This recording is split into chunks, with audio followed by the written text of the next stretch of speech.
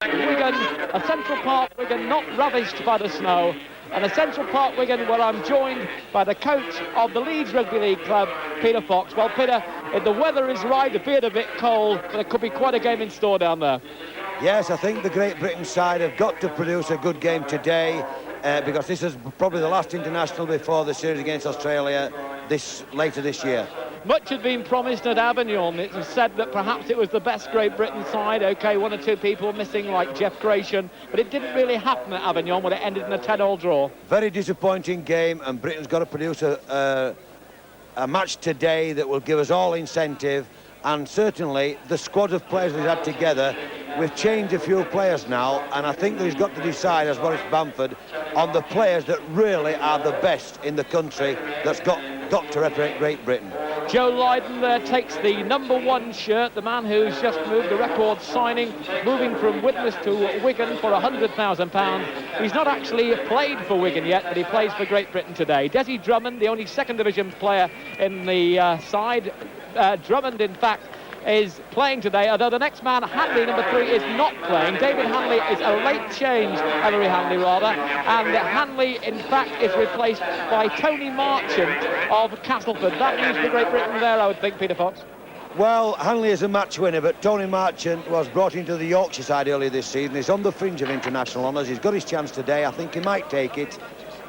And there a man taking a chance also, the captain of Great Britain today, with Ali Pinner having been unable to play through injury, is David Watkinson of Hull Kingston Rovers. The French side have made but one change. Alain Moret doesn't play. The #3 shirt is taken by Denis Berger from the Le Pontier club. And Dumas, the #1 from the St Gordon's club, Gilles Dumas, the man who scored all the points for France against Great Britain. Didier Couston, #2. #3, Denis Berger from Le Ponte. Philippe Fourquet, very talented player, #4. 5 is Pascal Laroche, very, very fast. He was nearly 30 when he made his debut over there in Avignon for France. And watch for 6 and 7. 6 is Dominique Espunet, just 19-year-old, quite a whiz kid from the Lesignan club. And 7, just a year older, Patrick Entin, a 20-year-old from the Avignon club, very quick indeed. 8, the legendary Max Chantal. He spent a bit of time in the sin bin in the game at Avignon. The hooker is Patrick Bacot from Tres Catalan, the French club champions. 10 is Serge Titiot from Le Pontier. Guy Laforgue from Tres Catalan is 11. Marc Palanque, #12 from the Le Pontier club. Thierry Bernabé is 13, another Le Pontier player. And Serge Palares from Perpignan has the 14 shirt. And 15 is June-Lac Rabot. June-Lac Rabot. A little bit more about the French team in a moment. That #13 there is, in fact, Thierry Bernabé from the Le Ponte club. He's got a handlebar moustache and he's nicknamed him Le Romantique. The Great Britain side going back onto them as the national anthems are due down on the park here at Central Park. David Laws makes his debut, as does Tony Marchant. That's at 3 is Tony Marchant, 5 David Laws. Derek Fox of Featherstone Rovers continues at scrum half. How long he'll continue at Featherstone Rovers may be another thing. But I may have a word with Peter Fox about that a little bit later on. David Watkinson, the captain. The band strikes up La Marseillaise. Few French supporters here. They put a special trip together, just as Whitbread did for the one over there at Avignon.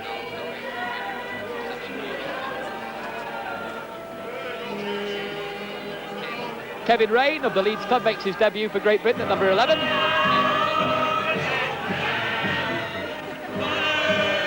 Neil James, another debut player of Halifax at 12. Potter goes to #13.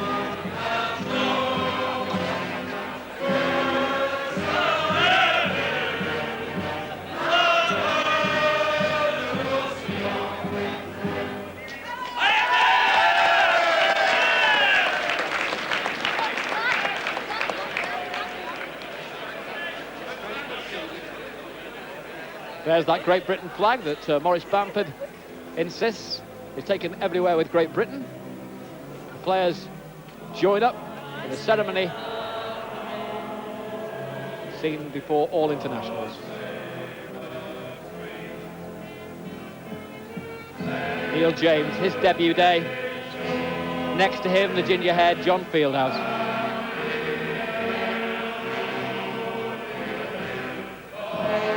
And there's Sully. Clive Sullivan, OBE, the late, in the hands there of Les Bettington. They had a pool amongst the Great Britain players what to call the Lion. Sully, OBE.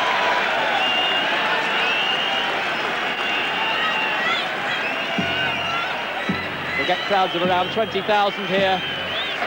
And the Great Britain side will be running that flag around the field. There it is. There's the Union Jack. The Great Britain fans on that far side salute it. They'll bring it all the way back across to this side of the field now. Joe Lydon with the bandage around his knee. Very talented player indeed. Peter Fox. Could be quite a game. How do you see this one going from the start of it? The French aren't the best of travellers, are they? Well, that's reputed not, but I don't think that'll make any difference to them today. I think the French will play hard, they'll tackle hard, they'll be into the tackle because they're now adopting certain Australian tactics, so they'll tackle very hard. They have an Australian referee, by the way, as well, Tony, and the Great Britain lads will meet them in the ruck for a start. And we're waiting now for Kevin Roberts. He's on holiday, first over in France and then over here. And the skippers come together in the middle of the field. For France, Guy Lafort from the Tres Catalan club. And David Watkinson taking the role of the Great Britain captain today. He's a Hodgkinson Rovers hooker.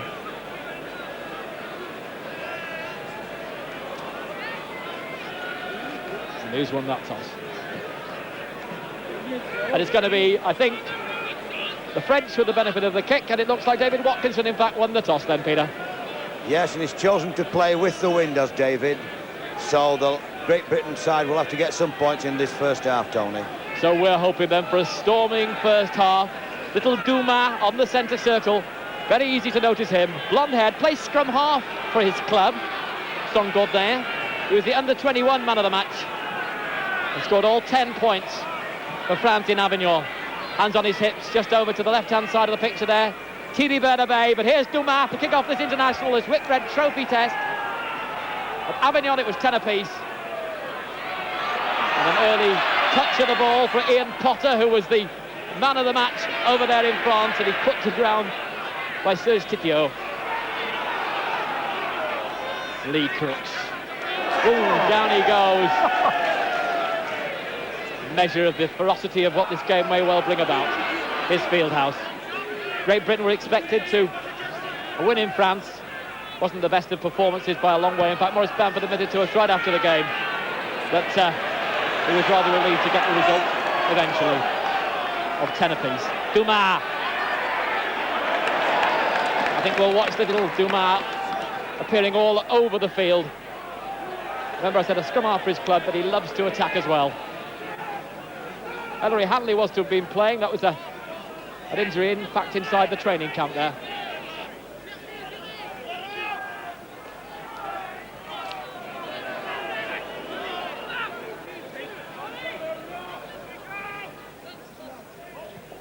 Dumas eager to join the line, but doesn't actually do so. Tony Myler goes in after that ball, but the man who'll pick it up is Joe Lydon.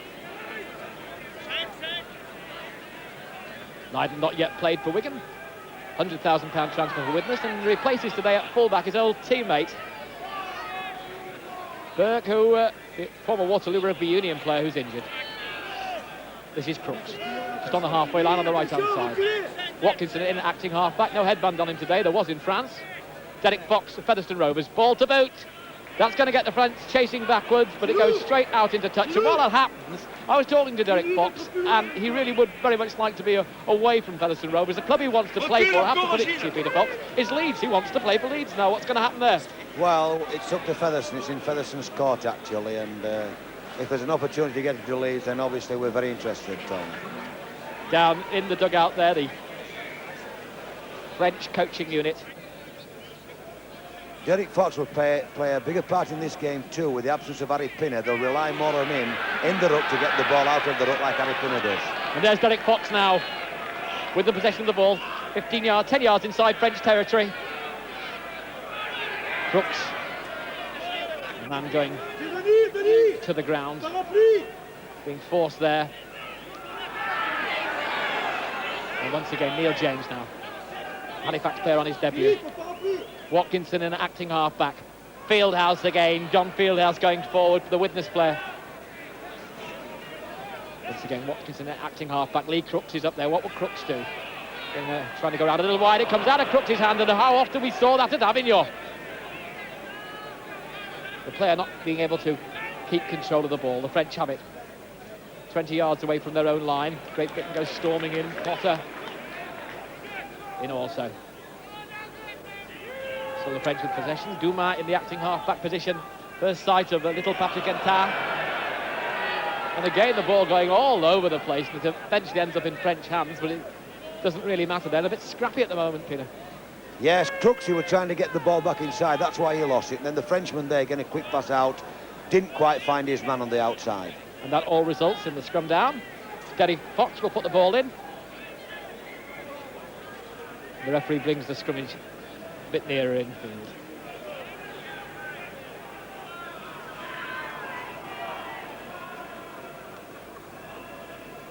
Still no score here at Central Park, Wigan. As Derek Fox to Tony Myler. Myler's going to look to go one way, then looks to go the other. Myler's still running. There's no option eventually outside him. Now there is Joe Lydon in acting half-back. This is Potter, strong, fierce, running forward. In acting half-back now, Gary Schofield of Hull. Fox outside Schofield. Fox has it. The number 12 puts his shoulder down, Neil James. Substitute out at Avignon, didn't come onto the park. But now here's Kevin Rain on his debut, another Leeds player. Derek Fox, this is good moving by Great Britain now, switches it back inside, but the ball comes out of Fieldhouse's hands. Dumas looks to be hurt down there as well. Dumas holding his shoulder, was holding his leg, but Great Britain still there, right under the shadow of the French post. But the French have it now. Thierry Bernabei. Bernabei had the option outside him of Palanque, but doesn't take it. Big player, Mark Palanque. Palanque has it now, looks one way, but runs into a wall made up of Tony Myler and Neil James. Palanque having a verbal battle. Does speak a word or two of English, Mark Palanque. That's high up in the air. Crooks can have it. No, he doesn't. The referee will eventually try and sort it all out, having strong words with the little number 7, Patrick Entard from the Avignon club. And that is going to be an opportunity for Great Britain to kick for the sticks. Yes, that was offside by the Frenchman who took the ball, or attempted to take the ball, as Crooks was hoping to catch it and set Britain on the attack. And here's Lee Crooks with the opportunity. None too difficult to kick, straight in front of the sticks. With the French caught offside, we are some 7 minutes now into this game. Crooks round the corner, kicking style. It's the wind licking icily at the back of his shirt. There it is, and he's hooked it. Shocking kick, Miller. Very poor kick from Lee Crooks. He's a better goal kicker than that, and he dragged the ball way past the left post. Maybe a measure, a little bit of nerves there, but Crooks undoubtedly missing the opportunity of giving Great Britain the early lead. Dumas, long kick. Here's Potter stretching that arm out. Such a good game at Avignon. But in fairness, it has to be said, one of the few players to shine at all in that game. Watkinson, skipper for today. Derek Fox in the acting half-back. Crooks is outside him, so too is Martin Crooks, who gets it again out of the hands of Lee Crooks. A shuffle round, but that's going to be the scrummage down, and knock on by Crooks. And Crooks having a... Well, I think the wind is playing a part in this, Tony. It was floating in front of Crooksy. We thought he had it, but then looking to pass the ball outside, he lost it again. And now the scrummage down, 35 yards from the French post. In tap to Espuna, 19-year-old gives it to 20-year-old. And now Philippe Fouquet. Philippe Fouquet will tackle in by Potter. Still the French keeping possession there. You just joined us, the early opportunity to take the lead going to Great Britain. A kick for goal by Lee Crooks that went wrong. Still France. 15 yards from the halfway line. The number 10, Serge Titiot, went off injured in the game at Avignon. And there you've got a measure of Dumas again, right up there. the full-back, working more like a scrum half, which he is, of course, with the Saint-Gaudens club. Well, certainly no measure in the game yet. Peter Fox. No, the French have certainly got to work very hard to get the ball into an attacking position because the wind is strong, and the British, if they can get the ball, should set up attacks. That needs sorting out. Fortunately, it's not going to be the knock-on because the referee says let's retake the scrimmage again, which Derek Fox will now put the ball in. This is Fox. Potter. Gary Schofield, scorer of 4 tries against the Kiwis in one game. And Joe Lydon up with the attack. Rain. Rain keeps going. A debut today for Kevin Rain. Fieldhouse.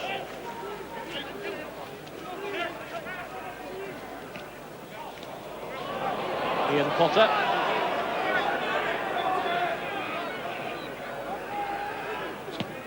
There's the high one.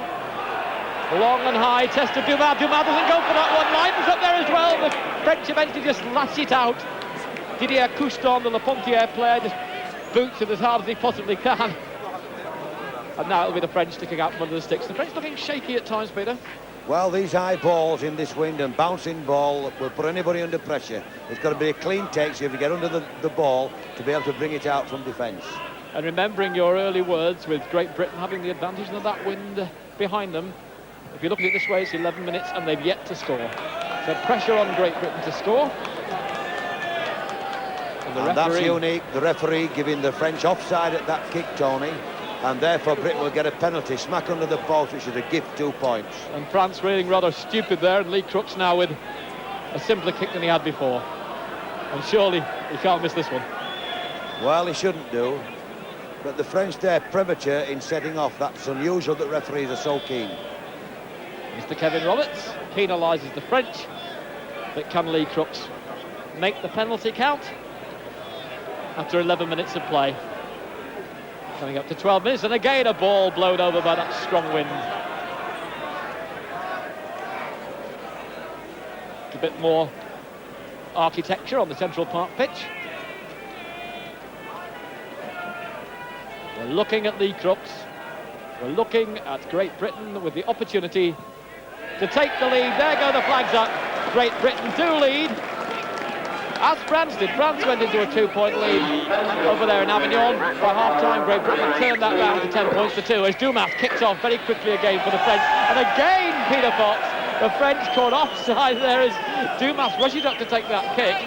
And he's pointing out, I think it's the French skipper, Guy Lafort, but the French rather over-enthusiastic and not thinking it out.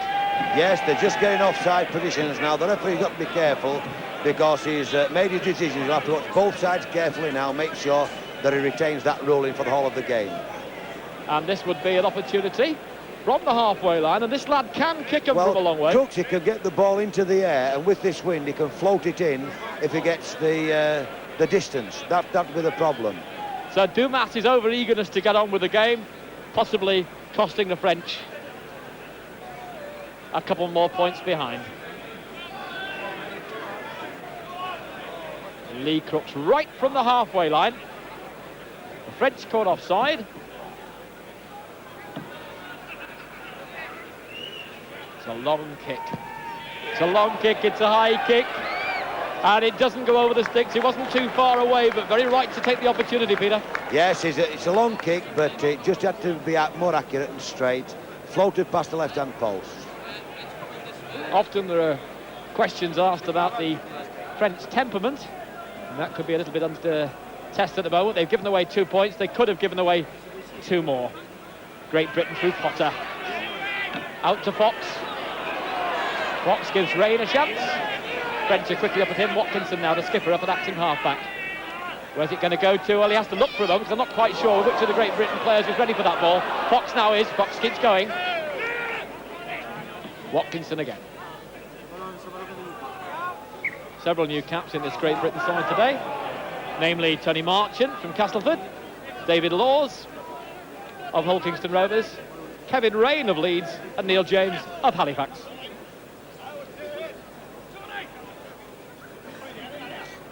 The French to put it in. Patrick Entard, 20-year-old player. Here's Dumas. Dumas trying to go on the blind side. Given short shrift by the Great Britain cover. Quickly gets up. Thierry Bernabei. Forward. Gets around the park a little bit. No quarter being asked or given at the moment. The French skipper gets it quickly out to Sergio Titieux, one of the Le Pontier players in the side. And Dumas again in up the acting half-back position, gives it to Bernabei. And a kick ahead from Bernabei that's going to get Joe Lydon's hands through safety. Yes, it is. Lydon, oh, Bernabei lashes out into the air. Did he connect with Joe Lydon? Lydon's on the deck at the moment. And the referee, Mr. Roberts, was waving away there. And a little Patrick Entard slaps out a hand. With a bad-tempered stuff. Ian Potter there, and the ball out of Potter's hands. Great Britain scramble for it. Derek Fox doesn't get it. And the French have it now. Inside Great Britain territory. Guy Lafort from the Trèves Catalan club, the French captain. 12 and 13, stopping the French going forward. Neil James and Ian Potter. And this is Dumas. Entard. Further out along the French line that time, but Palang just lets the ball bounce out of his hands, or rather it just bounces out of his rather cold hands, striking them quite a strong pass. This is Palang. Played quite well over at Avignon, and the French moving well. Good ball by the French. There's going to be an opportunity, but a joint tackle brought about. I give the credit for that to Gary Schofield. But here are the French now. Thierry Bernabei. Will he make the switch?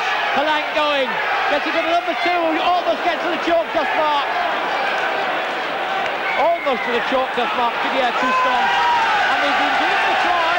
They've been given the try. Mark Palang is the one getting the applause for it. France have gone ahead here at Central Park, Wigan. A real, just recap what happened there. It was a good move by the French. We thought they'd failed just to get to the chalk dust marks. But Mark Palang, well, no doubt about it, and he touched down in the corner. Big fella there, making it 4 points to 2 for the French. And a try at this stage of the game, which must really raise French hope, Peter Fox. Yes, they've set off very well. They're playing against the wind. It's a good try to get for them.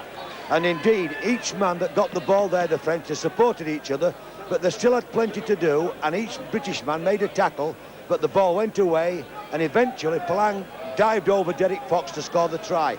But the British players in tackling did not move forward and cut space down and allowed the French to run at them, Tony. And Mark Palang amongst the French players there in committee meeting. They'll be delighted by that. And I think we are in for an absolute cracker now. Dumas got all the points in France. He won't do it here because Palang's got himself on the score sheet. Dumas with a chance of 2 more. No, he doesn't. Just 2 points separates the sides. We've had 16 minutes of this game. And the scoreline reads Great Britain 2, France 4. Lee Crooks to kick off for Great Britain. Great Britain with the wind behind them, but behind the French on the scoreline. Long ball.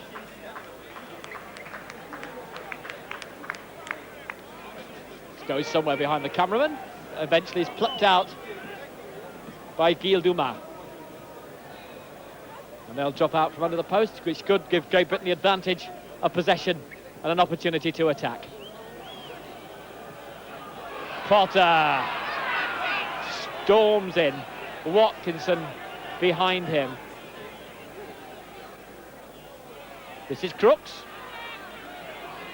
Taking the play onto that blind side. Over there there's Desi Drummond. And it comes back inside.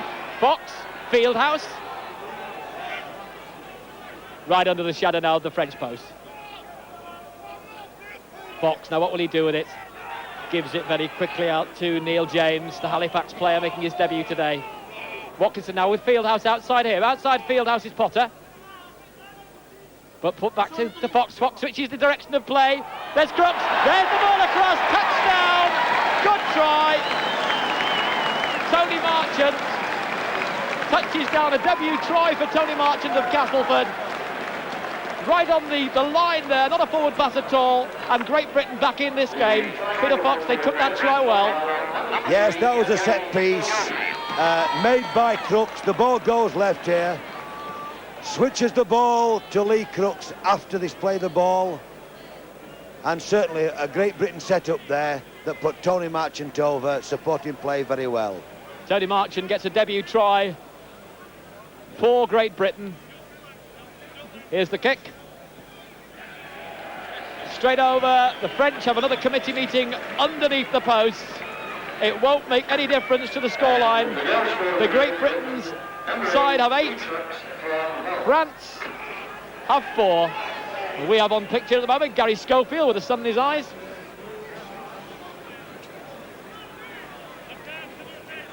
And Dumas.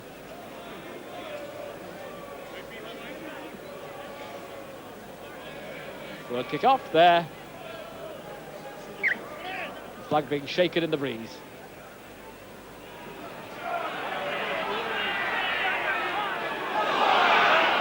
James of Halifax. And the lead already having changed in this game 3 times.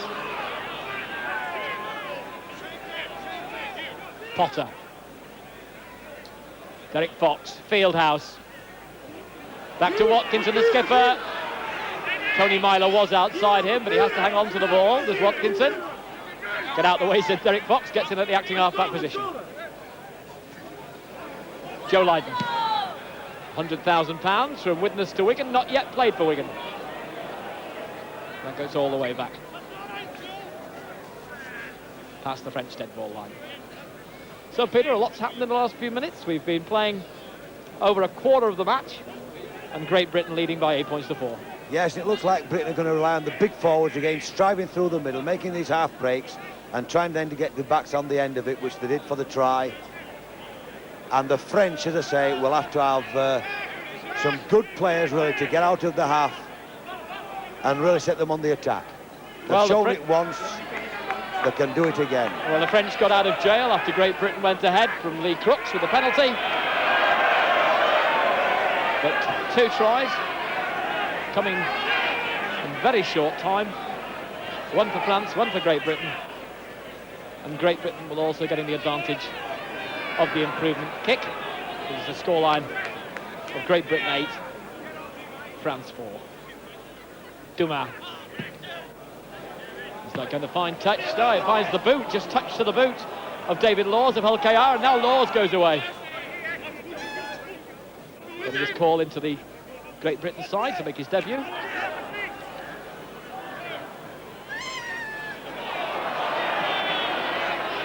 a Humberside player.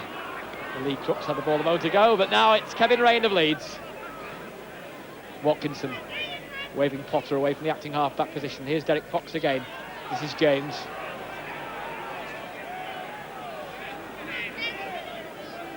Again, Watkinson. Good moments for Great Britain, these. Crooks, Tony Myler. Outside him, Lydon. Lydon will give it to Marchant. And it goes to number 5, but he won't get as far as the line. The ball bouncing out of his hands. David Laws really didn't have the chance there.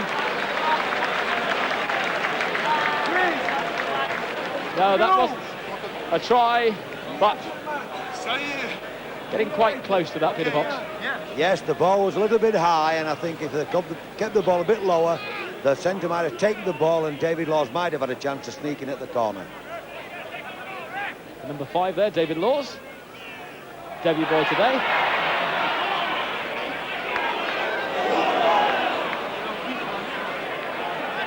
And again in the acting half-back position, Dumas, but there's a player stretched out. I think it's Little Espuna. In fact, it's Entat, Patrick Entat, stretched out on the floor, motionless at the moment. And the French now breaking out. So is Titio. Titio looking for support. Support for the moment he doesn't get.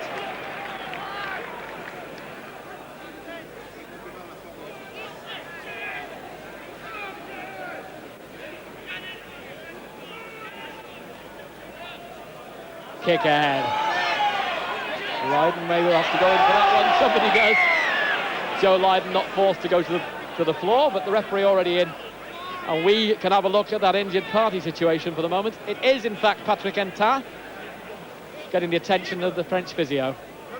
Meanwhile, in the centre of the park, Mark Poulenc having a word with the referee, Kevin Roberts.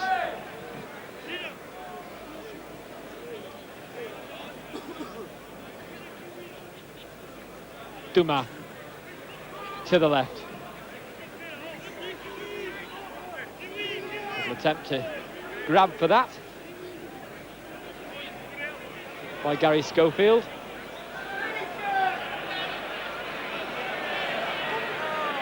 Set piece there, a typical Australian move, that, putting a barricade up for the men running forward with the ball. And the French obviously much better on attack than defence. They enjoy attacking, the French.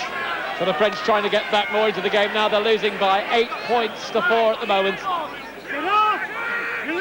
Still keeping possession.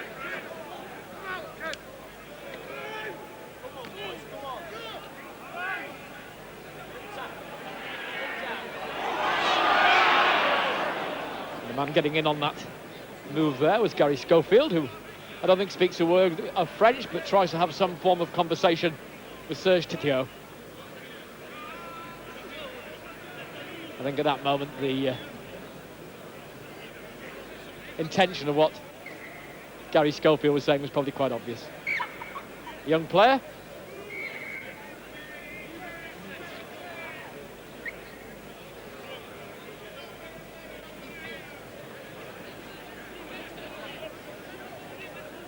The crowd, I'm sure, not by any means certain of a Great Britain victory yet. At least they do lead after 25 minutes by 8 points to 4. And that scrummage needs sorting out.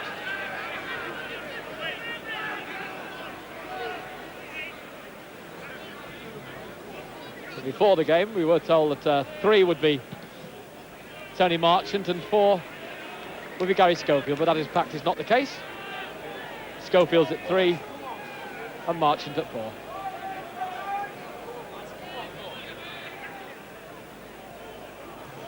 Potter again.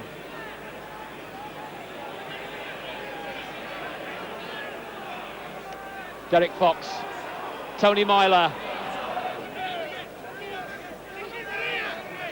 David Watkinson coming quickly to acting half-back. Fieldhouse. France under a bit of pressure for the moment. And Great Britain will be wanting to capitalise on that. Fox. James. Keeps on going. Neil James from Halifax. 3 Frenchmen eventually stop him, some 10 metres from the French line. Fox. Crooks is still going. The forward pass. Schofield thought he was in again. Well, we'll sort that out a little bit at the moment. There was the forward pass, but in fact 3 and 4 are Gary Schofield and Tony Marchant.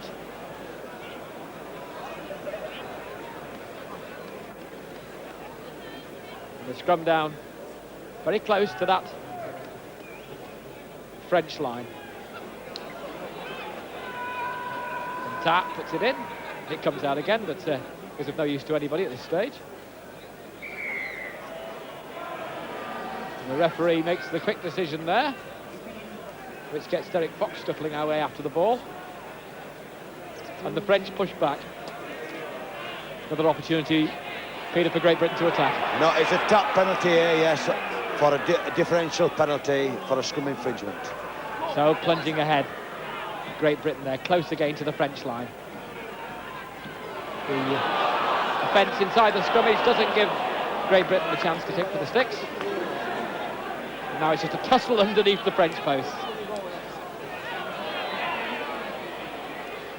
Thierry Bernabé trying to make his way. A Pontier player held up. You can see the post under there as Entah finds a Spooner, and a Spooner gives it to fiery little player Serge Titiot, 24-year-old. And we've got half an hour of this game gone now, and that scoreline still Great Britain 8, France 4. Peter is saying, you know, with Watkinson having the decision which way to kick in the first half, we've got 10 minutes of that first half remaining. 4 points may not be enough. Oh no, I don't think 4 points would be enough. But Great Britain are capable of scoring points into this win because they have more technique than the French, Johnny. These set pieces are causing the French considerable trouble when Britain get onto the line. France with possession again. It's Pascal Laroche. But again, the referee very quickly in there indicating with the elbow. And that is going to be an opportunity for Great Britain. Saying that Pascal Laroche was using the elbow after the tackle. Guy Lafort wants to question it. Won't make any difference. The question perhaps can be answered as what's going to happen by Lee Crooks. Clear use of the elbows there, Peter. Yes, the winger was shaking himself, trying to get out of the tackle, but I do believe the referee has been a bit hard on the French at the moment because the British lads are going in just as ferocious in the tackle.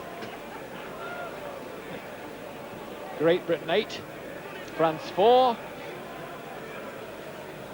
Crooks with the kick at goal to take Great Britain perhaps into double figures.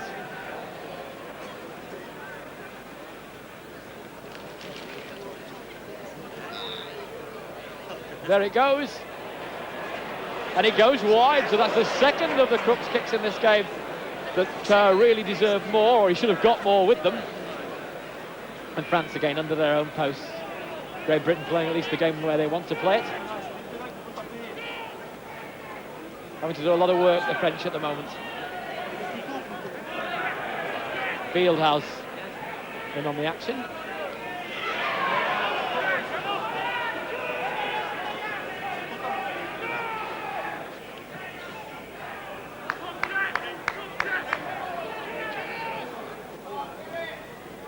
Enta, having recovered from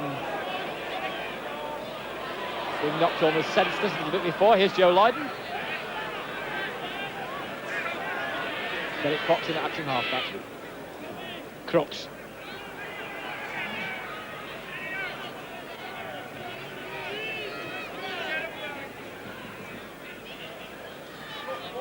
Fox again. Cross to Kevin Rain.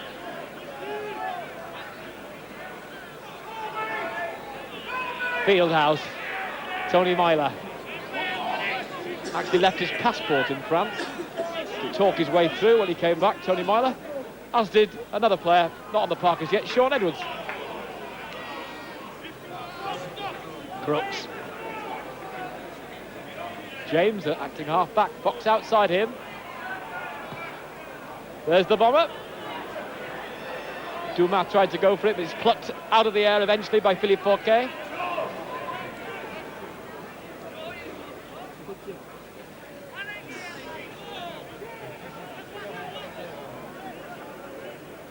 Dumas. Bernabei. Ball again going loose there. Plenty of opportunity in this match so far for both sides to pick up loose ball.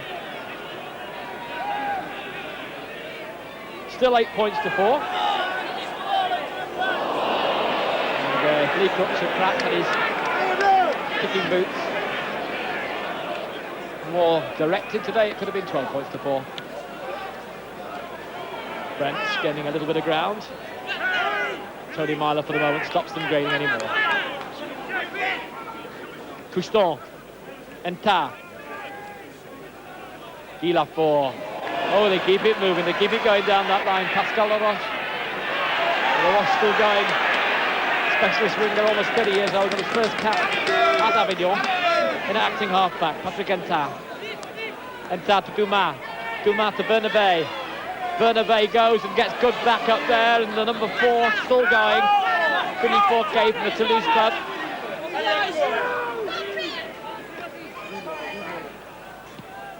Good little spell for the French. If that man picks it up, then that's going to be offside, so he'll leave it to Ian Potter. Potter 15 yards inside Great Britain territory. Quick check of the watch tells us that with 6 minutes to go to half-time, the scoreline is Great Britain 8, France 4. Fieldhouse. It stumbles a little bit as it gets to the halfway line. Watkinson in acting halfback. The ball comes out of Watkinson's hands. Gary Schofield will pick it up. Schofield goes, switches it back inside. Good moving there. There's a chance here. Rain's up there. Rain's looking to a man on the outside of Joe Lydon's going. Joe Lydon put it back on the inside. There, and that ball is just pushed across. Well, where on earth is that going to end up? The referee is not saying that that's a try. Gary Schofield is saying that it was. At the end, I think it was not forward, Peter. Yes, Britain were unlucky there because Kevin Rain just didn't quite... And we'll, in a second, have a look at that one again. Beautiful break by Kevin Rain here. He goes nearly all the way, turns it to Lydon. High ball, Lydon runs through, hands off, does he? No, inside Schofield. Tackled, a beautiful tackle there, and Schofield throws the ball forward. Unfortunately, Rain's in front, and the referee there. And meanwhile, the referee having made his decision and disallowing that, France breathe again at 8 points to 4. The number 4 for Great Britain, Tony Marchant.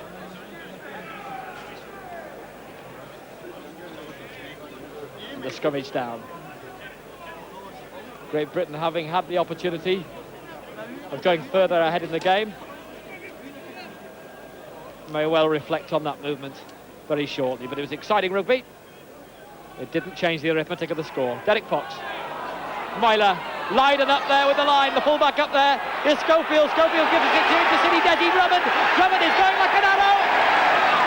Drummond was going like an arrow, but did the ball come out in his hands? No, the referee points to the spot. It is the try. Desi Drummond gets it. It looked to me like it might have been coming out of his hands, but the referee was right on the spot. Try to Great Britain, Peter. And a very good link into the line there. Joe Lydon made the link and he made the extra man. And there it is. You can see it on our screen. Good pass there by Lydon, out to Gary Schofield. A long pass to Drummond. Drummond takes the ball high, goes for the corner, and this lad scampers in. No one gets to him. Dumas tried but couldn't make it. Great Britain 12, France 4, and Lee Crooks, who's not had his best kicking boots on today, chance to make something of amends at the moment. There were 8 points between the sides at half-time in favour of Great Britain over at Avignon, and if Crooks can kick these over the sticks from way out on that right-hand side, Tony Myler wondering whether he can. Crooks aided a little bit by the wind on that far side. The French having yet another committee meeting out of camera shot. With Lee Crooks, Great Britain and health. I don't think that one's even going to reach the 6. No. Great Britain 12, France 4. That's not the easiest of kicks. 2 earlier ones perhaps he should have kicked. Great Britain 12, 4 at the moment. A fair reflection of the scoreline. Yes, because of the pressure they've had on Tony, but that was a critical score for Britain. They needed that badly, as they might just need another before the whistle blows for half-time. So, Dumas, knowing that half-time is not far away at all now, just a couple of minutes away, to restart from the centre spot for France. And conversely, Peter Fox had another score for Great Britain. Could well be needed before half-time, with having had the advantage of this win. The French could pull something back now before half-time. I'm sure their psychological advantage will be very much on the positive as they approach the second half.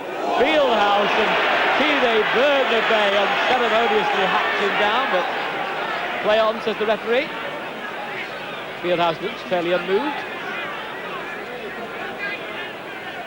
Watkinson in acting halfback. Back to Joe Lydon. Lydon the kick ahead. To go as far as Didier Couston. Couston will take his time. The players don't rush into him because they'd have been offside. And he goes back to Joe Lydon again. So Lydon, long hard kick, the £100,000 player who moved from not too far away. And Dumas there, the hero in France. The villain of the French at the moment, with that knock-on right in front of the French post. And just as Dumas likes to attack, Joe Lydon, who we were talking about a moment or two ago, has been very frequently up in the action. He creeps up behind the scrummage out of shot at the moment. The 2 front rows try to sort themselves out. Derek Fox. Tony Myler, Schofield back inside, that could be a straight run, no, Schofield to Drummond, Drummond dodges out of one tackle, Dumas is round him, and the flag gets knocked over on that far side, the touch judge straight to the corner of the flag. And Drummond almost in the corner, but it won't count. And we've got a scrimmage down. 10 yards from the French line. Not too long remaining in this half now, into the last minute. The French put it into Entard. Entard on the open side. Dumas was outside him, but Entard straight into the strong arms of Ian Potter of Wigan. Thierry Bernabei. Again, the French being forced to play the game inside their own 22. Potter. I think he covered every blade of grass on a much greener Avignon than we have at Central Park, Wigan. Desmond Drummond. Drummond takes on 3 Frenchmen and then finds Derek Fox up to assist him. Fox goes forward. Guy Lafort, the French skipper, tackles him. Half-time then any second. Fieldhouse. Tony Myler. Myler bumping into his own players and to the French.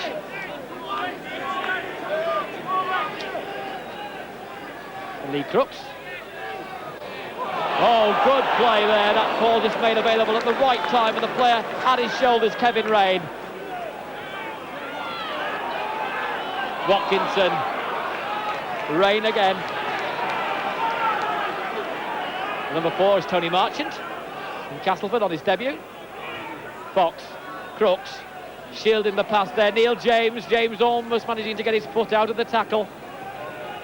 Chance for Great Britain to extend their lead. Closing seconds of the first half. Derek Fox with a grubber kick, but the French have it. Mark Palanque.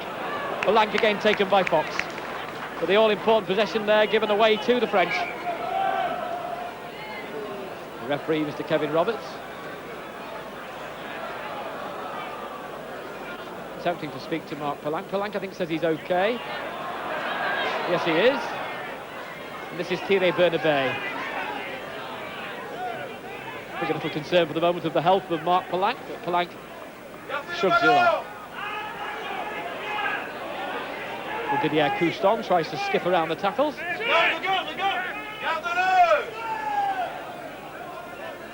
Just coming out of the 22 of the French. And there we have half-time. A scoreline, one where Great Britain had it at their backs.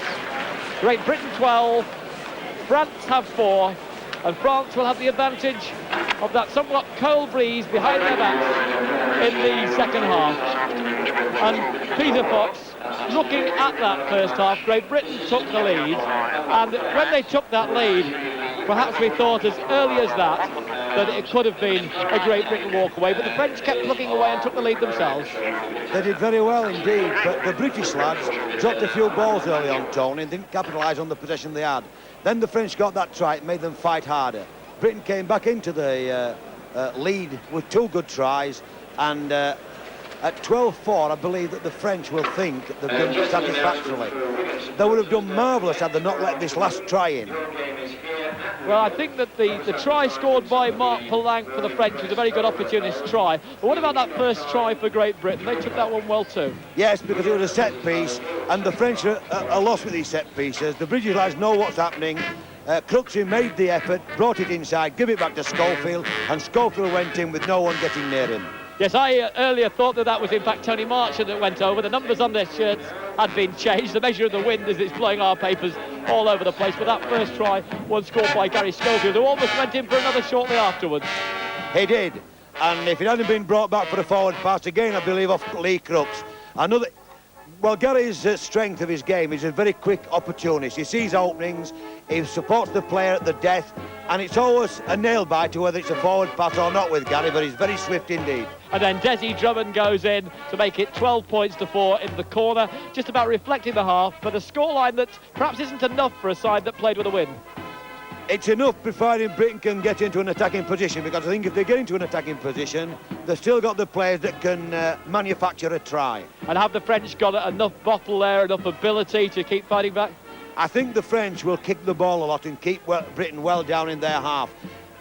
They do throw the ball about, the French. They'll take a risk or two, and this is where Britain might get in a ball or two and get some relief. But they've got to get the ball, and fight the way upfield, because the French will certainly throw it about and try to score the points to win the match.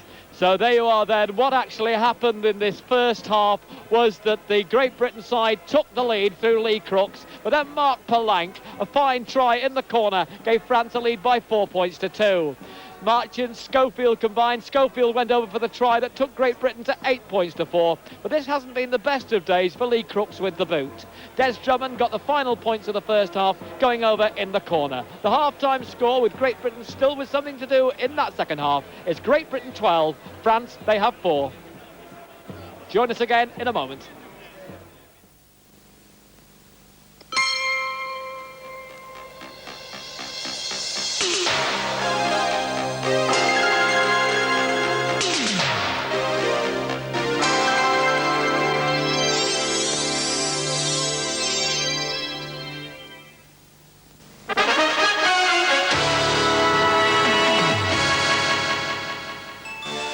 History will be made here on Monday.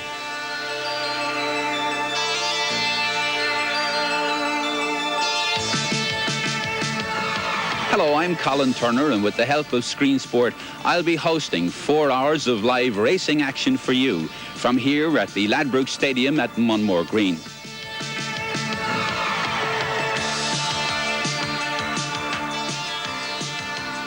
It's a historical day too, for the new Home Office laws and regulations come into force, and that'll allow us to beam our satellite transmission into betting shops up and down the country.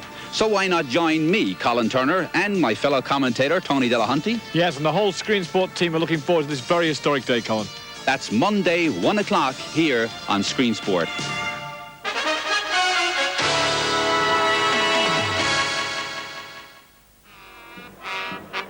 Welcome back to Central Park, Wigan. The half-time scoreline, you remember, Great Britain 12, France with 4. With me, the coach of Leeds Rugby League Club, a former coach of Great Britain, Peter Fox. And Peter, one of the questions that's been intriguing me, Harry Pinner, of course, is missing this game, the Great Britain skipper, handing the captaincy over to David Watkinson. What difference do you think Harry Pinner being not here is making? Well, I think Harry is a creator of play. He opens play out, and if Harry had been playing, he would have been standing outside Fox and running the 2 back row men, who, by the way, are a faster back row man than originally picked. And he would have been running them wide in the middle of the field and trying to make these breaks and getting Myler on the end of them with Schofield. I think it would have made a big difference. At the moment, Britain are trying to force the way through, forcing tactics with the front rowers, Crooks, Watkinson and Fieldhouse going in and then trying to pick up. It's not quite working, Tony. One thing I think is working, though, is Kevin Rain. I mean, he's looked at and put in some sterling stuff. I mean, he created one of the tries there with some really strong running. Yes, Kevin is very quick. He's a big lad. He runs through very well. But he needs that man to push him through the gaps. Lee Crooks has done it on a number of occasions. Pinner might have done it a bit better, but nevertheless, I think if Crooks can hold the ball this half and just control the ball, he'll push these second row forwards through these gaps, because they've got to make some good headway. Taz Baltieri, the Australian-French coach, is undoubtedly in there trying to G them up a little bit at the moment. How will he feel about that first half? I think he'll be very pleased, but just disappointed at the last try. At 8-4, he would have felt that he could have come back and won this game, and won it well. 12-4, it depends on how Britain produce the distance to get up to the French line and create another try, because I believe that Britain will have to score again to make sure of this match. Well, I understand that the French side will be coming out of the pitch just behind the Great Britain side at the moment. Yes, they are. There's a French side. 12 points to 4 they trail, and we've got 40 minutes of a test match here, the second part of the Whitbread Trophy bit of test series with the French. They drew 10 apiece at Avignon, and there were 8 points between the sides at half-time there. Great Britain were leading by 10 points to 2. There are 8 points between the sides again here at Central Park. There the French came back, and Great Britain, I'm sure, will be conscious that the French came back there. And the referee, Kevin Roberts, having to turn around with the sun in his eyes a moment or two ago. The sun, in fact, is in those French eyes now, Peter Fox. Yes, it is, but I don't think that will wither them, Tony, because they've got a strong wind at the backs, and they'll be looking to get down into this English half as soon as they can. So we get underway in the second half. Kick from Derek Fox. Taken by Tilly Bernabei. Bernabei runs straight back into Ian Potter. and also into Kevin Rain. French in their own 22. Dumas. Fielded a long way back. Just passed on to Joe Lydon. Lydon goes forwards.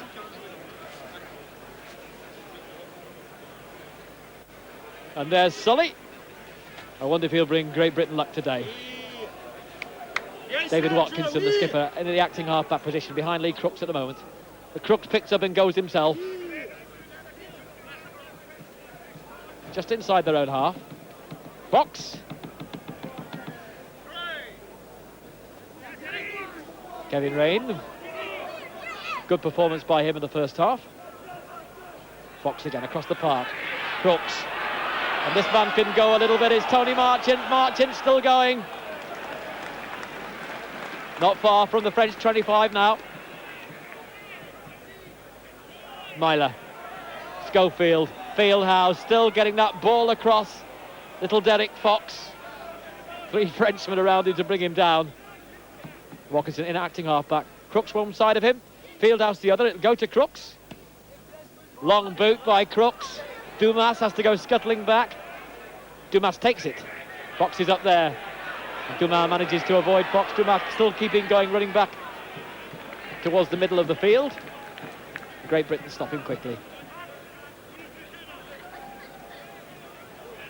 Then the Bay again, working it out onto that right-hand side for Didier Couston to have a little run along the touchline. This is only a little run though. Nance trying to get up to the halfway line. The sun right in the French eyes at the moment. We have some advantage of a wind at their back. So wind that doesn't seem as strong as it was earlier today, but there we can test that with this kick from Dumas. It's straight to a Great Britain player who's quickly collected by the French. Just past the 22-metre line of Great Britain. Derek Fox in the acting half-back position.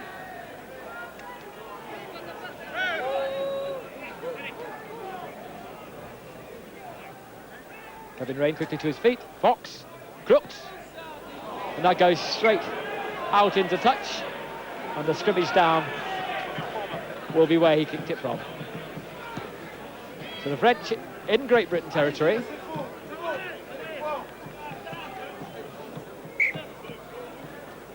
Kevin Roberts again trying to sort the scrimmage out with David Watkinson with his head outside it.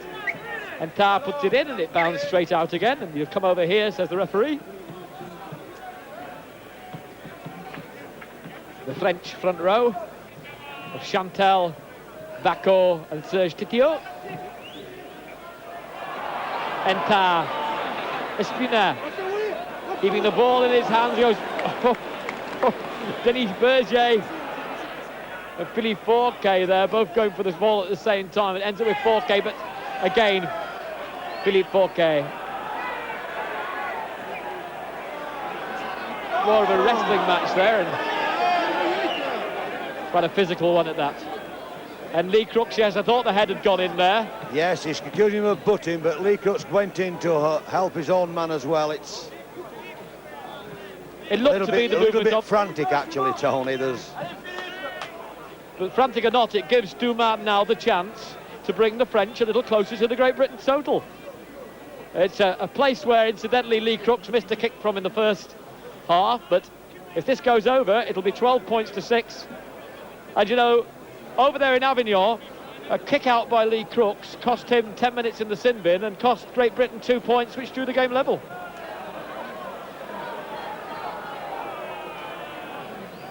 Assistance for Dumas will be given by Pascal Laroche. Oh, no, it won't.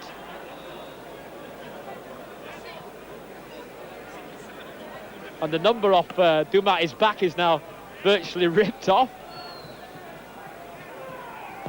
Dumas. No, he didn't kick. He wasn't too far wide. But doesn't count. And the scoreline stays at Great Britain with 12.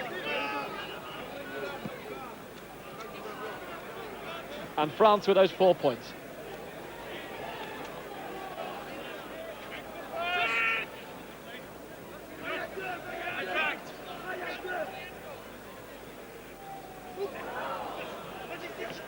French rather lucky with that.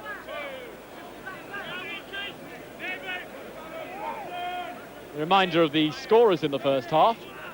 Lee Crooks goal for Great Britain. Marc Poulenc got a try for France. And then it was Gary Schofield, not as I said, Tony Marchant getting a debut try. Sure, he'd have loved to have done that. But it was, in fact, Schofield and Marchant whose numbers had been changed round, at least on our programme, prior to the game. Dumas. French running quite well for the moment. Trying to get into the Great Britain half. They will now. Guy Lafort, right on the halfway line, the French captain. Pascal Laroche in the acting half-back position. And again, slightly better kick that, no, just behind the flag. So Great Britain will take over the possession. Desi Drummond, score of the try in the first half. The try that took us to that half-time scoreline of 12 points to 4. Crooks, and down he goes. David Watkinson.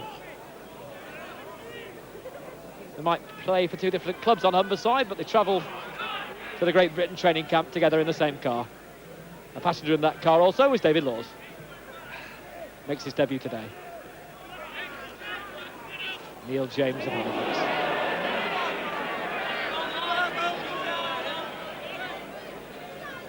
Derek Fox, Lee Crooks,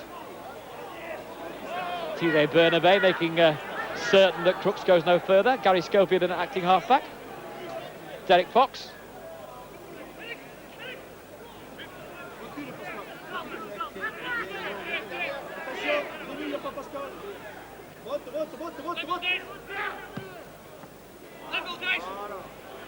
And there's a knock on.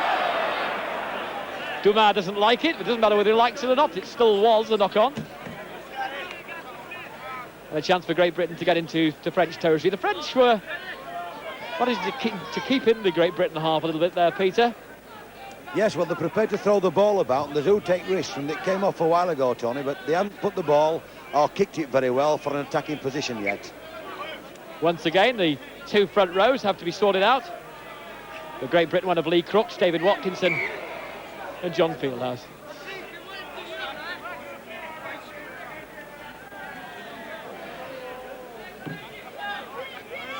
Derek Fox with the ball in his hands.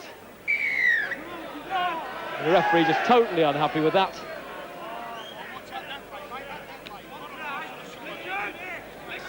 And that will give Great Britain the chance for the scrummage offence by the French to move further and closer to the French line. Schofield it is who takes the kick. Watkinson who's now issuing the instructions. Des Drummond places it down for Watkinson. And now about 18 yards from that French line.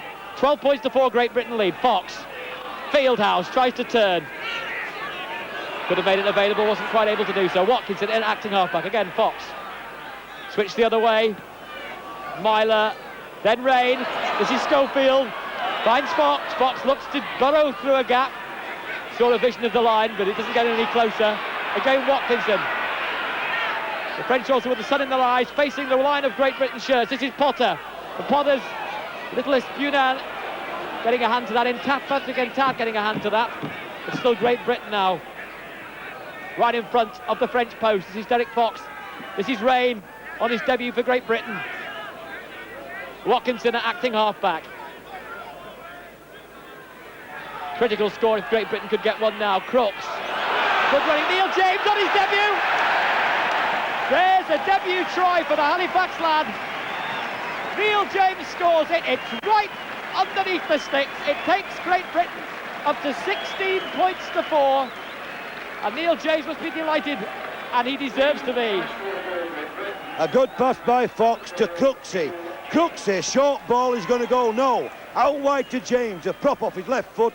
Inside towards the post, and this lad in his stride is very, very quick indeed. A very good and well executed try by Great Britain. It told me that it almost hurt not to get on the pitch at Avignon last week. He wasn't used at all. Well, all that pain will be dissolved in a split second now. Neil James of Halifax has scored. He takes Great Britain up to 16 points. Gary Schofield takes them up to 18. So Schofield, who I so sadly wronged in the first half, gets on the scoreline rightly in the second half. And Great Britain go up to 18 points with the improvement kick by Gary Schofield. The try, that was down to Neil James. 18 points to 4. Now what can the French do now? My first reaction, Peter Fox, would be to say probably not a lot. Well, they've got to get the ball and get attacking position because they haven't used the wind and they haven't been on the attack really, Tony. The Great Britain lads have had the best of the action in this second half so far. 18 points to 4. At Headingley last year, the scoreline was 50 points to 4. The highest score, one previous to that, was 50 points as well. It was also the highest margin between the sides. I think we're a long way from a scoreline like that, but who knows? But at the moment, the French trailing by 18 points to 4. Potter. Palank. Still keeping Potter there. Watkinson. Kick ahead by Derek Fox. Dumas manages to juggle the ball into hands. Puts it back into Great Britain territory. Joe Lydon unable to get across to it. Fair kick there from Dumas. We were talking of Derek Fox before, and if I was to say to you, Peter Fox, a little bird tells me it won't be that long before you have him at Leeds, and that Featherstone are virtually going to be forced to release him, I bet I wouldn't be too far off the point. Well, I can't comment on that at all because Featherstone are in relegation problem in the First Division, Tony, and that is their first concern, to get out of the relegation zone. If they don't manage that, then I imagine he'll be at Leeds. My opinion, I state, Peter Fox not willing to comment on the moment. Thierry Bernabei bringing about the tackle. On said discussed Derek Fox. Potter. Bernabei again.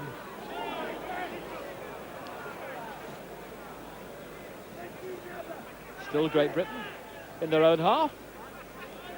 Fox keeps going, the break is there, and oh, unlucky for Fieldhouse. The witness player had been able to get it in his hands. He might have been on for a rather long run to the try line. Dumas, Bernabei, to the French number 10, Serge Tipiot. Guy Lafort finished the game in Avignon. Bandaged round the head, cut over the eye. Entah. Espuna can't hold it, but he still keeps going. Little Dominique Espuna from Leginon, 19-year-old. Thierry Bernabei from Le Pontier. Great Britain in command of this game now. 18 points to 4, but the French will break on this side. Pascal Laroche, he calls trouble in the France-Great Britain game at Avignon. But that trouble snuffed out by Lee Crooks at the moment. Laroche waving his hands around. This is Dumas. Dumas, high kick up into the sun as far as we're concerned, but that won't affect Joe Lydon. Lydon takes it. Scampers towards Dumas, but Dumas is up there to hold Lydon. 10 yards from the Great Britain line. And Peter Fox on this French side, looking at the French for the moment. Anyone particularly impressed you there? Well, Dumas is in all the action from full back. He's close up, but not anyone in particular, but they were tackling very well, Tony, in the first half. In the second half, they haven't tackled as well, haven't the French? Great Britain with the advantage of possession, the territorial advantage just for the moment with the French, and the score advantage, of course, with the British. The sun in the French eyes, very, very strong. This is Tony Myler. How he'd like to get a run in. There's James, the try scorer.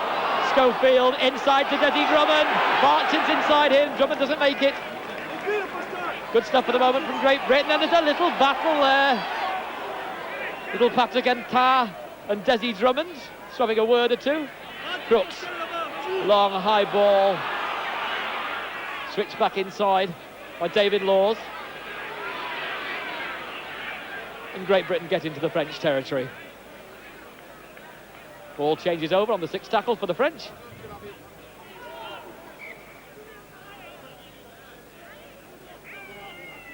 captain Tony Moyler, who spent 10 minutes in the sin bin in France. David Watkinson comes over to argue with the referee. A Frenchman's on the deck. Well, minus not for the sin bin this time.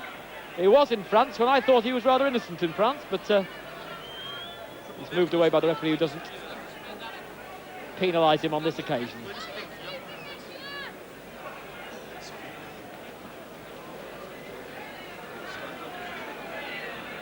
And that isn't Taz Baltieri with the headband on. That's the assistant French coach, also involved with the Avignon club.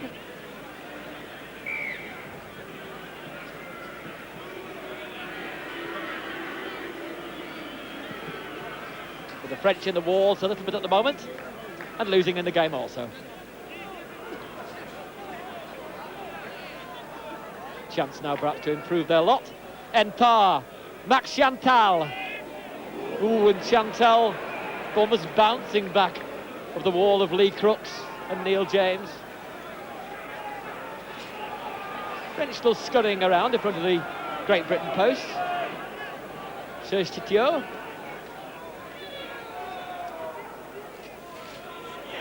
Bernabei. France encouraged by the nearness to those posts then. Bernabei again. Marc Palanque. Palanque finding space. The number 4 has the ball. Philippe Fourquet. Palanque measures up.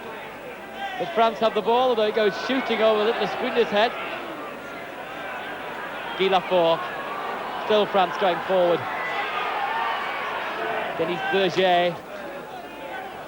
Berger was the sub in the Avignon game that started this one. Espuno with the tempting little up in the air.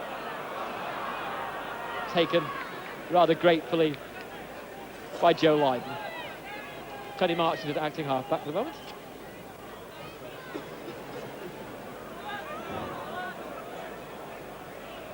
Derek Fox in as acting half-back. Still Great Britain inside their own 22. Not too much happening from them at the moment. There's the break from Derek Fox. Within his field house. Now who's going to back that move up? The ball eventually just aimlessly thrown behind. Desi Drummond will pick it up. But there was a break on there. I don't think the other Great Britain players had read it. And Desi Drummond now trying to thread his way through the eye of a French needle. But there was a break there, Peter Fox, and it wasn't taken the best advantage of, was it? No, a super break by Derek Fox. He gave Fieldhouse it in the clear, and Fieldhouse made a terrible pass over the top and found no one. Neil James trying to find his way through the French. David Watkinson, Derek Fox, Lee Crooks. Missing a man out and going for the far side with David Laws. David Laws to Marchant. Marchant kicks ahead. The ball, I think, already out of play. The touch judge linesman points back. So it went out on the full, but almost in the place too where Marchant ran out.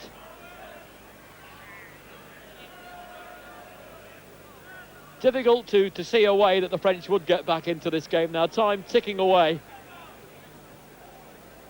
A convincing victory is obviously what Maurice Bamford will be looking for the Great Britain side. This is the last international before the Australians.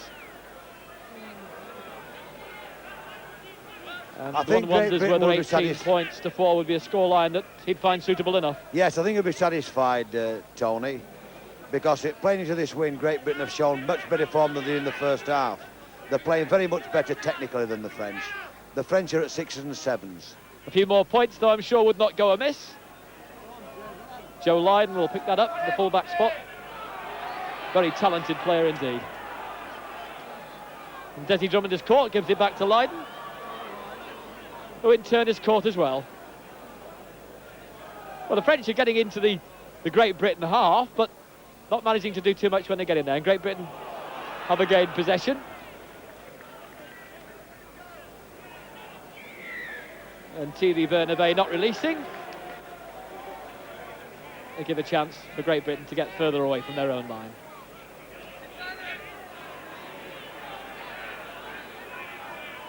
Lee Crooks. Dodging under the arm of Thierry Bernabei.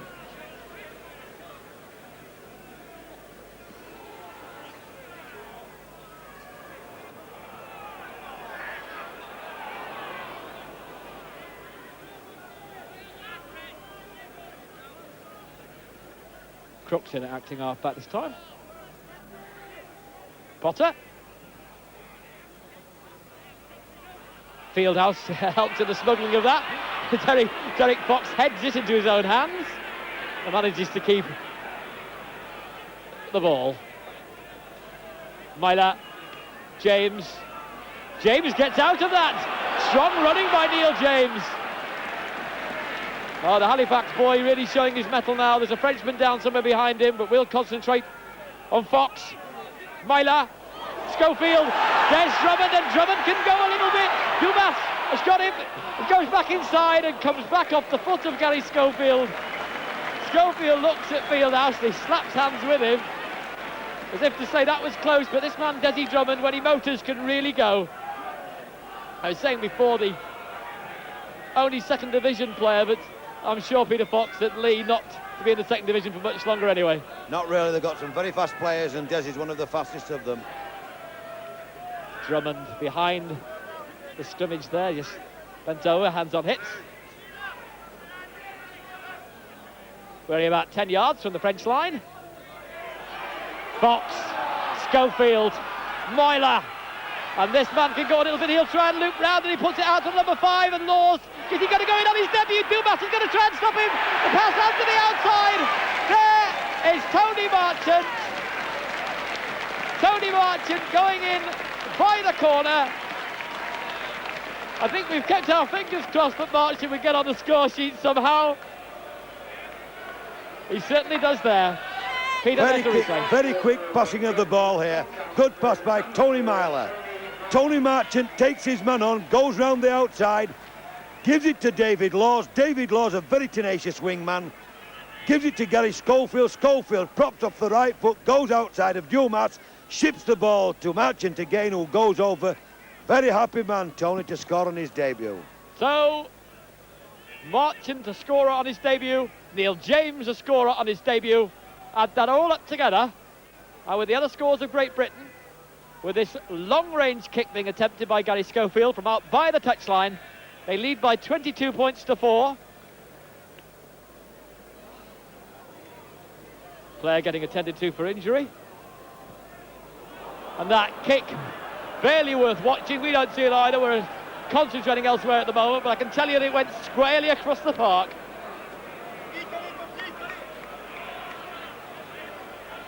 And certainly a kick worth missing.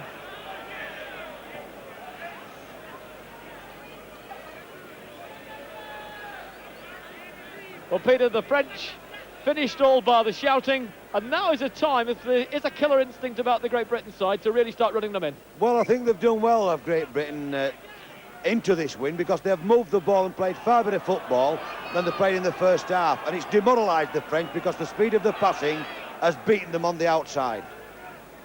Great Britain with the ball. Desi Drummond. Derek Fox. Tony Myler.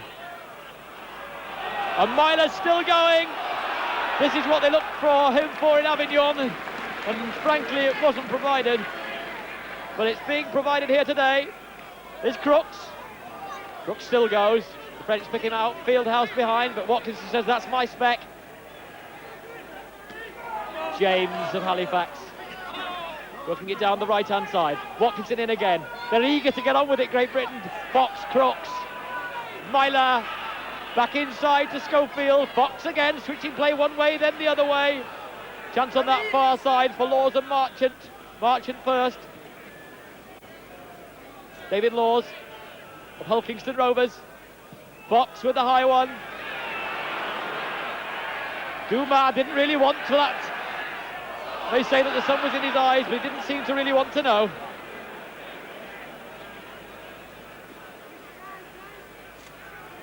Still a little while to go for Great Britain to look for further scores in this game, but it's France who move forward. France still going for that line, and it's little Didier Couston. They won't catch him. Couston will go right underneath the sticks. Didier Couston getting the congratulations of his teammates, putting the ball down where best it can go. A bad tackle there by Myler, lets the forward down the touchline, he's looking for support. finds his wingman on his outside. A good run by the wingman there for the French, and it goes behind the post with no one getting near to tackle him. A slack piece of play there by Great Britain. Not alert to that, which looked nothing when it commenced. Didier Couston, the scorer. 22 points to 8, the scoreline. Time still to go. I think it'd still be something of a miracle if the French could take advantage of that time. But Dumas can take advantage of the simplest of kicks and try and get the French into double figures, and he does just that. 22 points to 10. Couston the try. He got 3 tries on his test debut in Perpignan.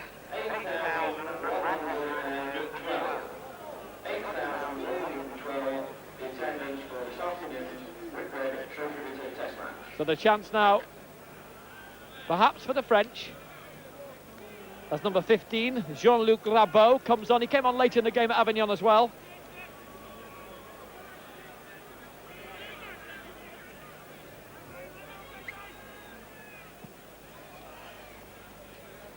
France wanting to keep possession and get moving very quickly.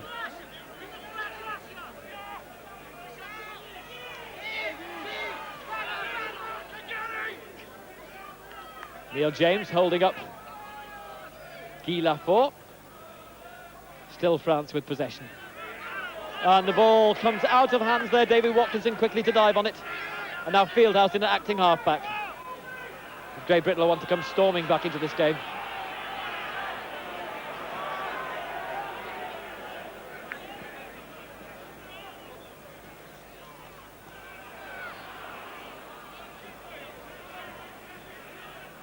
Fieldhouse. Kevin Rain. Said he did enough in the first half to deserve the right perhaps to join the try-scoring debutants in this game.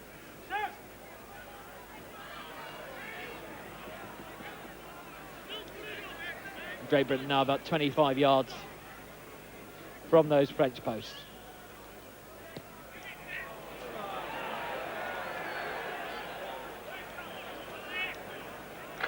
The French substitution, number 15, Jean-Luc Rabot, replaces number 8, Max Chantel.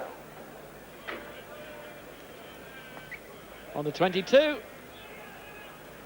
Early touch of the ball for Jean-Luc Rabot, who comes to the Villeneuve club. Dumas. Oh, that is a long kick.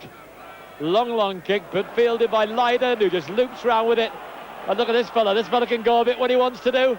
And he's still going, but stopped by the French, 20 yards from the halfway line, inside Great Britain territory. Tony Myler, Ian Potter.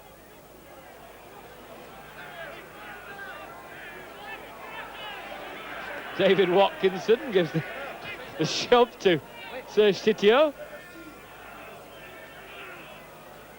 Oh, good running. Here's Myler. Can he break free altogether? Schofield's up with him. Schofield goes back inside. They're still clutching anywhere they can for Myler. Myler on the 25. As Schofield now behind him, the French go scuttling back. Fieldhouse keeps the pressure on, gives it to Desi Drummond. Drummond cuts inside. Fox. An infringement there. French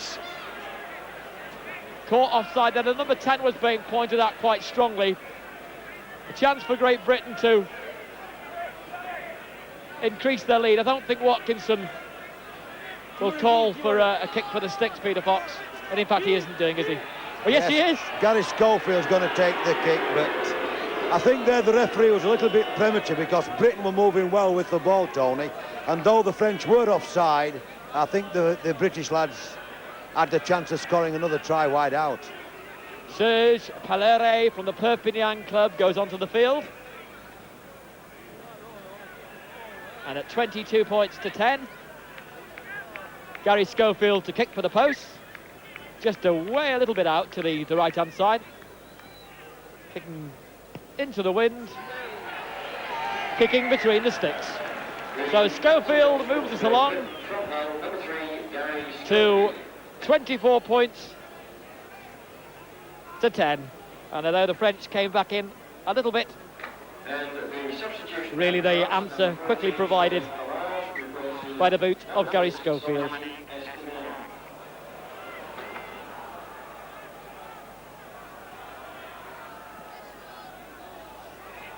Little Derek Fox to Ian Potter.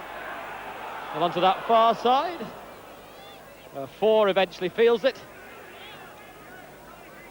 That's Tony Marchant from Castleford. Potter again.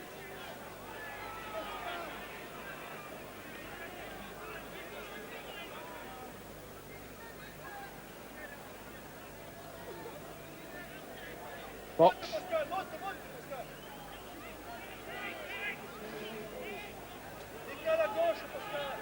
And Kevin Rain of the Leeds club. Again, Watkinson to Fox. Crooks to James.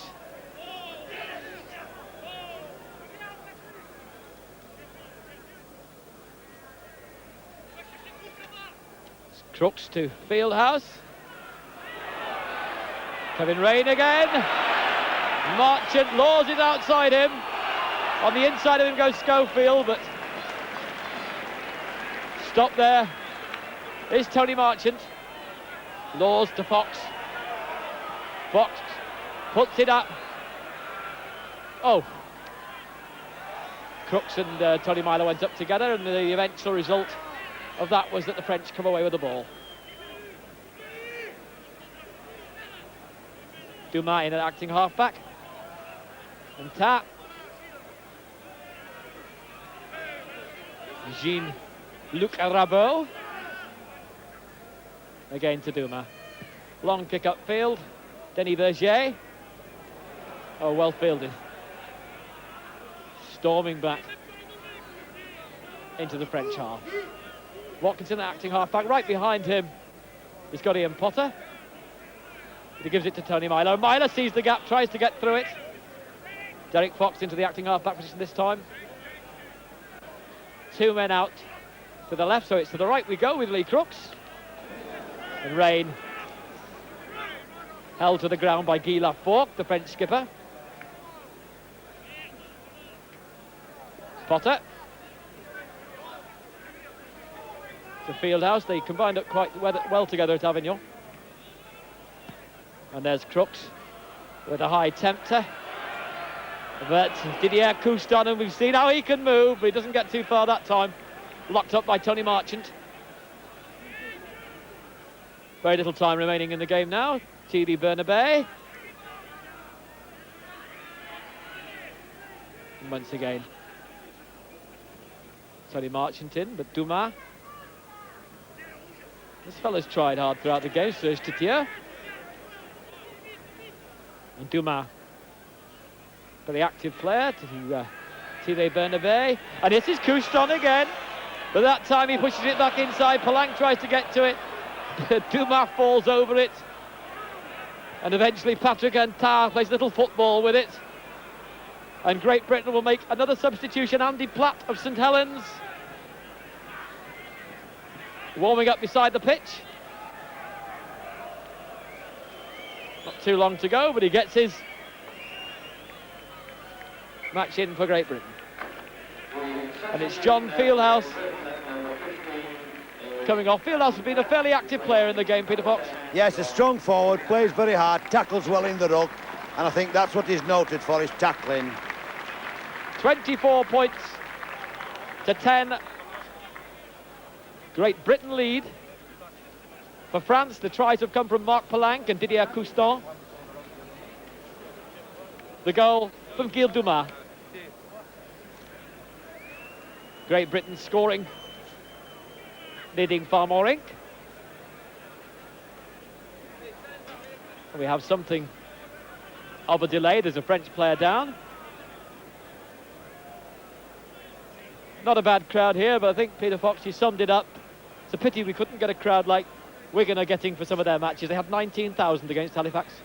Yes, and the crowd, I think they've been pleased with the second half display by Great Britain. They did boo a little bit when Schofield took that last goal kick, Tony, but that was to make the score 24-10. I think Britain were thinking, at 22-10, if the French score, it puts them within 6 points of a drawn match again, and they didn't want that, so they made sure that the French have to score now 3 times. And that is beyond the fringe. That is right, definitely. Here's Great Britain, and it's not beyond them scoring again as Tony Marchant tries to get his name again on the score sheet. He's got it on once. And according to me, he's even got it on twice. But that, of course, is wrong. It was Gary Schofield try in the first half.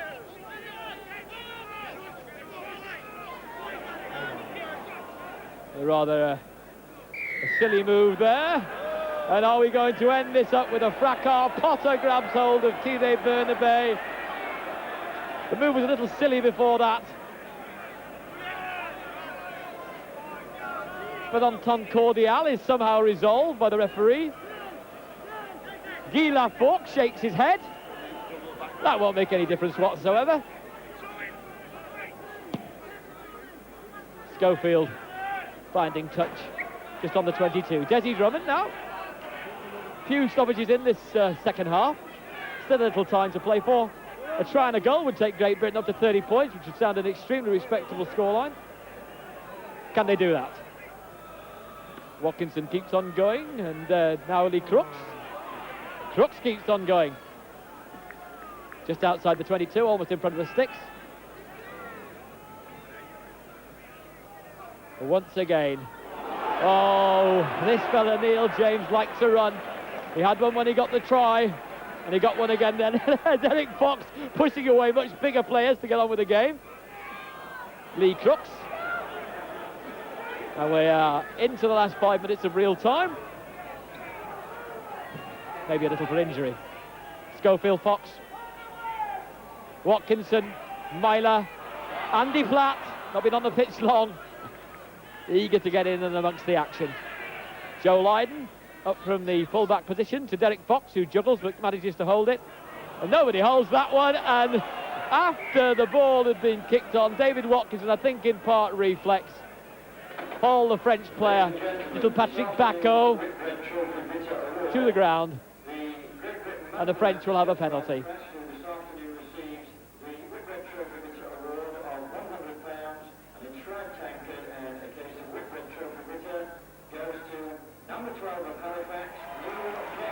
Well, we're hearing in the background the Whitbread Trophy Player of the Match Award, the debutant scorer, Neil James of Halifax. Peter Fox. Yes, and he's had a very good second half and obviously caught the selector's eye to win this award. So, number 12, Neil James of Halifax.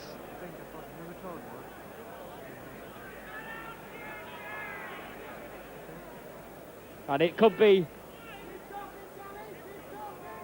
ex-Castleford and now with Halifax in the First Division, doing very well for Halifax, and the worthy winner of the award this afternoon. He's had a very strong game on attack and done his share of tackling as well. The French now trying to make ground. Here's this little Enta trying to find his way around Gary Schofield and Tony Myler. Guy Lafforgue goes in to try and help. French still with possession. Closing moments of this game, a game where Great Britain lead by 24 points to 10. Dumas has the ball. Andy Platt has Dumas.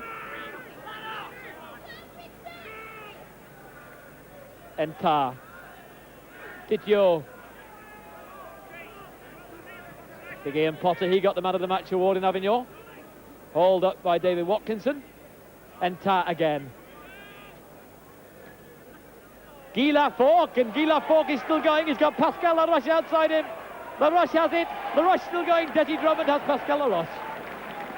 5 yards from the French line. Laroche ever eager to get on with it, and ever eager, I think, to do a little bit of arguing as well. But this is Dumas. This is Guy Lafforgue.